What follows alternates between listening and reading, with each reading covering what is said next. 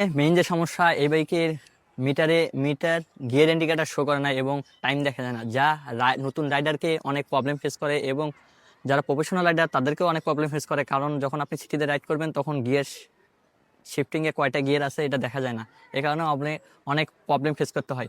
2,37,500 টাকার একটা বাইকে গিটার শো করে না। এখন কিন্তু 125cc বাইকগুলোতে কিন্তু মিটারের ফিউচার অনেক দেয়। 2025 সালে এসেও কিন্তু এফজেড ভার্সন 2 তে মিটারের ফিউচার তেমনটা নেই। মেইন যে সমস্যা এই বাইকের মিটার গিয়ার ইন্ডিকেটর শো করে না এবং টাইম দেখা যায় না, যা নতুন রাইডারকে অনেক প্রবলেম ফেস করে এবং যারা প্রফেশনাল রাইডার তাদেরকেও অনেক প্রবলেম ফেস করে। কারণ যখন আপনি সিটিতে রাইড করবেন তখন গিয়ার শিফটিংয়ে কয়টা গিয়ার আছে এটা দেখা যায় না।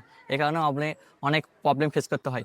2,37,500 টাকার একটা বাইকে গিটার শো করে না। এখন কিন্তু 125cc বাইকগুলোতে কিন্তু মিটারের ফিউচার অনেক দেয়। 2025 সালে এসেও কিন্তু এফজেড ভার্সন 2 তে মিটারের ফিউচার তেমনটা নেই।